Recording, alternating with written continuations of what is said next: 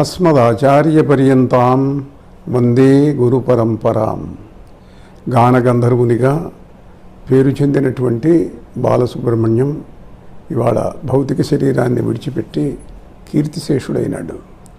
సాహిత్య శాస్త్రంలో ఒక వాక్యం ఉన్నది, దానాది ప్రభవం కీర్తి ప్రతాప ప్రభవం యశ అని చెప్పి. దాన ధర్మాలు చేస్తే కీర్తి, ప్రతాపంతో ప్రకాశిస్తే యశస్సు వస్తుంది అని. ఈ రెండింటికి యోగ్యుడైన వాడు బాలసుబ్రహ్మణ్యం. దాన ధర్మాలు బాగా చేశాడు, అందువల్ల కీర్తి సంపన్నుడు. సంగీత ప్రపంచంలో శూరుడుగా ప్రకాశించాడు కనుక యశస్వి. అంతేకాదు మహాప్రముధుడు, సాక్షాత్ శివస్వరూపుడైనటువంటి పండితారాధ్యుని వంశంలో ఉదయించినటువంటి ఒక ఉత్తముడైనటువంటి గాయకుడు. కవిత్వము గానము పూర్వజన్మలో గంధర్వులను ఉపాసిస్తే వస్తుంది అని శాస్త్రం చెప్తుంది.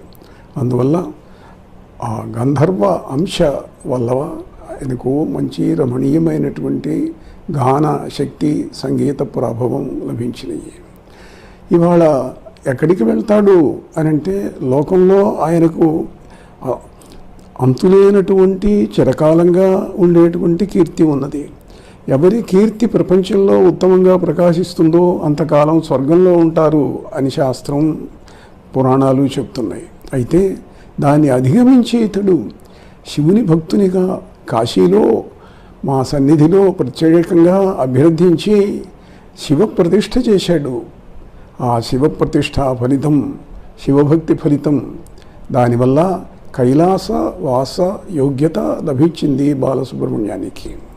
అందుచేత శివలోకంలో ఉంటాడు.